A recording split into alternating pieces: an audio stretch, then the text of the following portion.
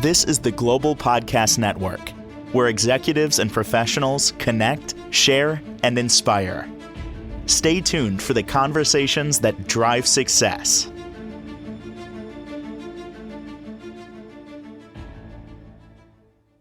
We are back live here with our friend Kevin Watchman Smoot, and he is the co-owner, principal designer in beautiful Philadelphia, KB Interiors LLC. Ecstatic to talk to him all about the work he does and, of course, how he can help you. And I can't wait to dive into the work he does because he loves transforming, homes really into bold, one-of-a-kind, unique structures. And many awards have been won by him with his interior design work. First and foremost, let's welcome our friend Kevin. How are you today? Hi, I'm good. How are you, Jill? I'm doing well. Tell us a little bit about K&B Interiors before we begin. A little overview would be nice.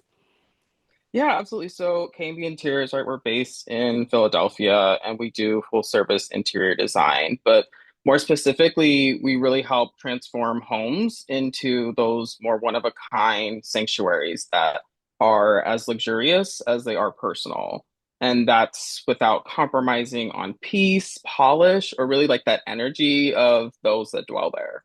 Beautiful. Well, before we dive into, all the work that you're doing, I always like to get to know the person first, and I think it's good for our viewers and listeners as well. So let's get started. Where did you grow up? I want to hear, what you were into and how, your love of interior design led you to this amazing, with your schooling and with your career. Absolutely. So honestly, like I did almost everything I could to run away from what I was supposed to be doing, which was interior design. But it's always been a part of my life. So I grew up in Columbus, Ohio, and I watched a lot of interior design shows with my mom.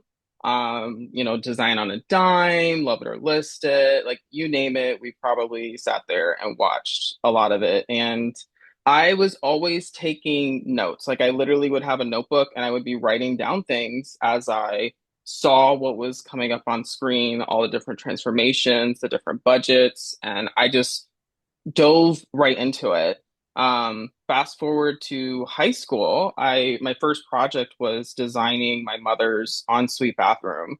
And yeah, and that was with my grandpa, her Mm-hmm. father, and Wow. he did all of the contractor work. So he is like a jack of all trades. He can do car work, he can do construction. I mean, he literally can do everything. So he did the tile work, the plumbing, the demo work, everything. And I picked out all the, materials and colors and went shopping with my mom to really put that whole space together. Um, Wow. yeah, no, I really loved it. And I mean, it's really like this cool timeless space. We've got this like glass mosaic, that's like this multicolored. Um, it's hard to, you have to see it, but I mean, it's absolutely gorgeous. And so fast forward, I went to college, right? And it actually was not for interior design. I ended up being an engineer, because I was always good at math and science. So my mother, actually, she is actually our whole family are a bunch of science people. So my mom, degree in physics. My sister is a nurse practitioner. My brother also got a degree in physics. And then I, the middle child, um, kind of followed right in line too and got a degree in Oh. engineering as well. But it was always something I loved. I always loved math and sciences, but I also had this eye for design. Um, and so, yeah, in college, my first apartment sophomore year, I actually got to decorate that. So just like picture me with three broke college guys trying to decorate this space. And I came up with this whole floor plan, a list of furniture, lighting, decor, had a whole budget for it. And I pitched it to them and we went for it. Like we spent thousands as broke college students to design our first apartment because it was something to me that was always just very important. Um, and then after college, I got a full-time job in consulting and market research. But my favorite part about the jobs were talking to people and making pretty PowerPoint slides. So always, again, just going back to this idea of wanting to be in some sort of design artsy realm. And then after that, a couple of years later, got married to my now husband Braden, and we renovated one of our previous homes in Toledo. And that's kind of where things really started to kick off for me for interior design. That's when I enrolled in the New York Institute of Art and Design and was doing that while working full time. And I just really fell in love with the coursework and really knew from that point on that that's what I needed to do. So then, I know it's a whole story. Impressive. Yeah, and then we moved to Philadelphia because we really wanted to be in a big city.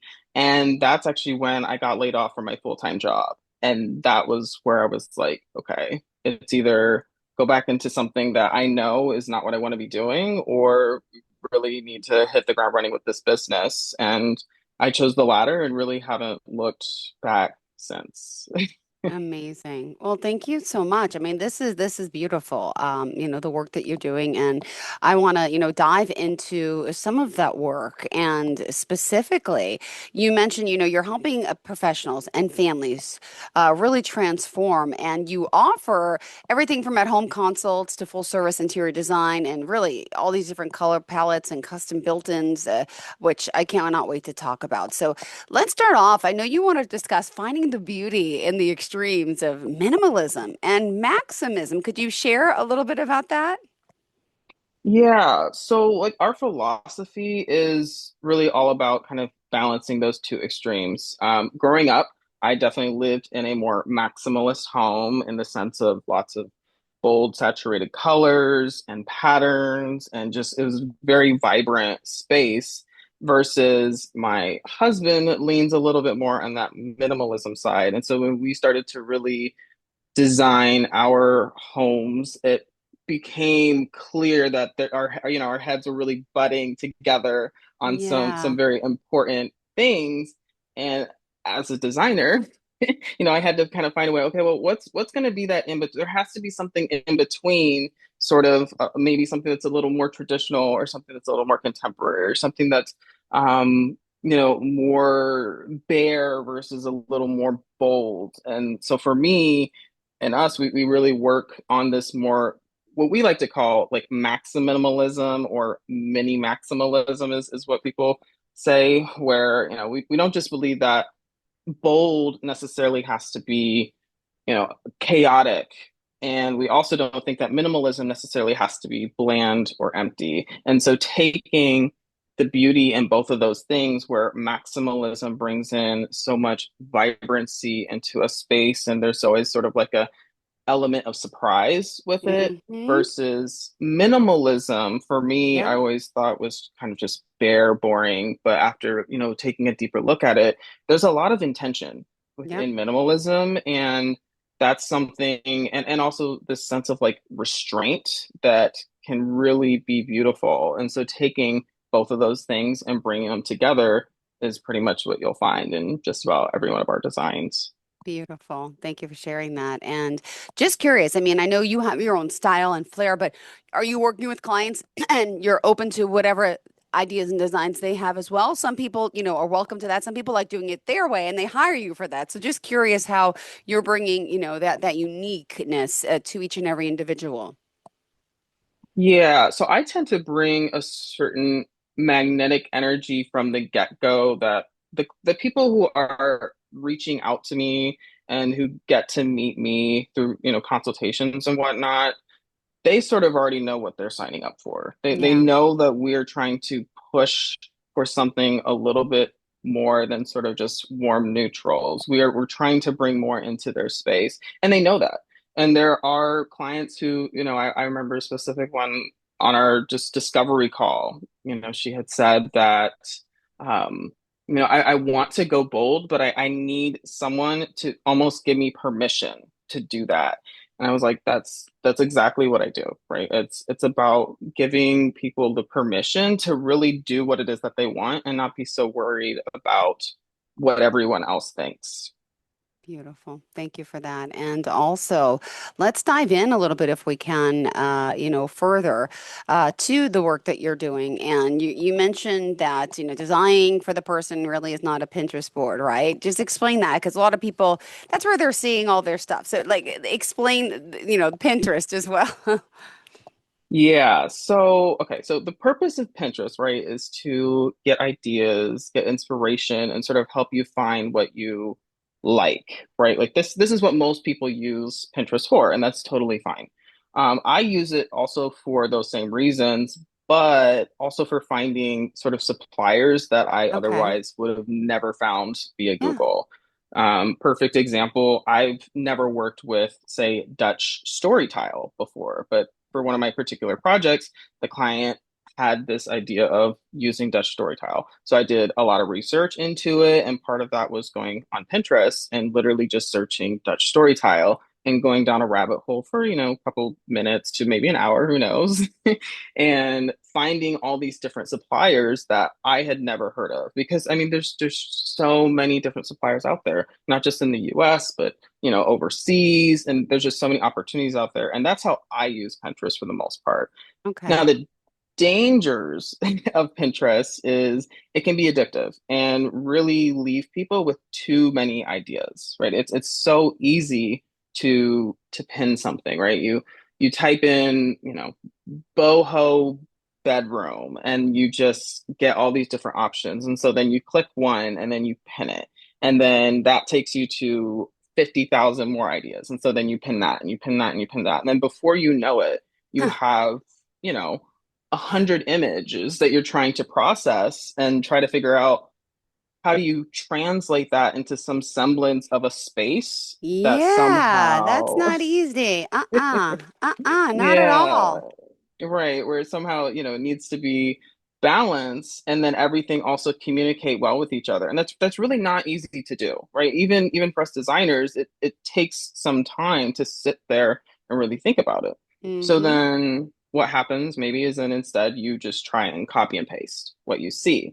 And so you figure out like what paint color you see in that bedroom picture. And so then you're obsessed with that specific paint color and making sure you use that for your house. And then you ask, well, where did they get that reading chair from? And then those sconces. And then before you know it, you've literally just copied and pasted what you've seen on Pinterest, and you realize that it's not really you. You've created something that looks okay, but Yeah. overall, it really falls flat and is not inspiring to you. So for me, I don't want to just copy and paste Pinterest boards with my clients. I want to dig deeper behind, Yeah.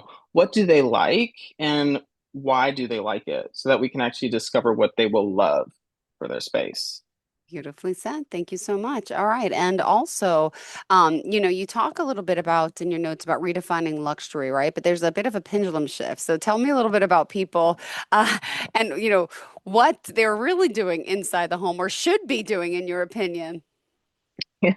Yeah, this is where I can get into a little trouble. But yeah, there's a little bit of a pendulum shift that I'm seeing, right? Where people are sort of tired of what we call performative luxury in their homes. And what I mean by that is, having sort of luxurious pieces just for the sake of having them or to impress when they don't really function for you.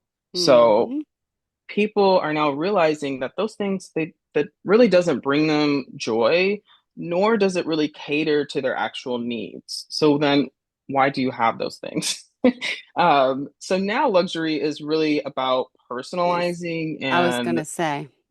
yeah, It's tempting. There's just exactly. so much out there that we're seeing, and we feel like we want it, we need to have it, and then you have it, and then sometimes it's like, why? I get it. I'm one of those Right. shoppers myself. Exactly. And so what we're seeing now is a lot of, it's kind of like two different things. We're seeing a lot of handmade custom detailing work, which sort of bridges us into this trend of bringing back character details into our homes. So we're seeing a lot of, crown molding and the classic like Hmm. wainscoting, like panel kits Yep. galore going all over the place. And then like antique pieces being imitated. So you'll see a lot of different brands out there creating sort of different light fixtures that imitate the real antique pieces but they're not. And it is what it is, but there are antiques out there as well that we could definitely be purchasing. But that's just to say that there is this trend, right? Of we're trying to bring a certain charm, a certain authenticity back to our spaces that has been sort of lacking for maybe a decade or so. Yeah, got it. Well, thank you for that. And also, you mentioned, for example, I like your white classic kitchen versus a grounded yellow kitchen. You're saying space that really holds and support the way you live, right? And let me ask you this. I mean, because of the work you're doing, I mean, I feel like everyone's living in the kitchen. Are those some of the biggest, like, projects that we're doing? And I feel like since the pandemic, like, everyone just hangs out in the kitchen. We don't even need a living room anymore. Oh, absolutely. Yeah, I mean the kitchen, it's the heart of the home, right? And really, especially within the luxury space, right? It's now about creating these spaces, yes, that really hold and support those that live there in a way that really makes them feel special for themselves and not for anyone else. And sort of going back to that, yeah, the white classic kitchen versus something else. So I actually have a project right now, right, where the overall kitchen, it was a small 8 by 10 to begin with, and that's the same footprint that we're staying on because, well, we're in the city of Philadelphia and there's a bunch of row homes. You can't Yeah, you can't expand sideways if you've got a house on each side of you. But anyway, so this particular client, right, instead of going for like a classic all white kitchen with, say, like marble everywhere, they actually opted for something that's a little bit more grounded and maybe something with like soapstone countertops, right? That could really patina really nicely over time. And pairing that with like these yellow kitchen cabinets because like their mother actually hated the color yellow. And it's this way of sort of reclaiming their own autonomy and agency in their lives. Like that's the kind of things that we're really seeing now is people really choosing things because it speaks that. to them in Yeah, ways that would only speak to them that got it. you can't just necessarily explain to Joe Schmo on the street as Exactly. to why it is the way it is. Got it. Well, let me also ask, what are some obstacles that you've overcome in your career that can really inspire others, in your line of work and just in general? Yeah, so I mean, for me, that's kind of a weird question because I feel like I sort of just started hitting my stride in the Okay. design world, and I'll always, be constantly learning and growing, and there's definitely never a dull moment. That being said, I've always been one to take risks with some amount of calculation. So for me, it's really about choosing to run your own business at all is like such a huge risk and obstacle, no matter what field you're in. So, um, for me, that was the obstacle was to jump over the idea of just constantly getting a paycheck every 2 weeks or whatever and instead opting for something that fulfills me, but the money doesn't come in every 2 weeks. It comes over the time of the projects. You've got to land these projects, you've got to sell to people. And for me, it can be challenging, it can be scary at times, but it's so worth it. Yeah, no, for sure. All right. Well, let me also ask you, you've been doing this for quite some time. You clearly, love, and are passionate about the work that you do. And could I ask, really, would you say something, inspirational? I read, what would you say to someone to encourage people to start living and following their dreams as well? Yeah, I would say like it's okay to be scared and it's okay to sort of doubt yourself, right? Yeah. And it's really okay to be wherever you're at. You don't have to get every duck in a row before you start your business. For me, I definitely did not have every duck in a row before I really, launched this KB Interiors. And, I was just there. I had ideas. I had a website. I had maybe some business cards at this point. But as far as getting those projects, you've got to go for it. At some point, you've got to go out there, you've got to put yourself out there. You have to say, hey, this is me. This is what I'm doing. This is what I think could really work for your space, and get people excited about it. Like that's really what Perfect. it comes down to. And yeah, so everyone starts somewhere, and that's okay, right? But some people's starts are ahead of others, and Yeah. that's totally okay. For me, I would say I was behind No, personally no. in that regard. But Absolutely. it's about, yeah, it's about where you progress. It's about where you're going. And as long as you start, you're winning, right? Just keep going, keep craving that next step for your business. Um, and that's really the hardest part is to start. But that's really what it comes down to. Beautiful. Well, I hope we get to speak again. I would love for you to share some of your work. I got to check it out earlier on the website, and I hope people get to do too. But you're amazing living rooms, libraries. Then I saw the one with the Michael Jackson portrait that you did. I mean, this is beautiful, like work. And then I have a 10 and 8-year-old. I saw like you have like a bunk bed thing going on, but like really beautiful and unique. And I want our listeners and viewers to be able to reach out to you. How can we do so? Could you share that website and, of course, any contact information? Yeah, absolutely. So our website is kbinteriorsllc.com.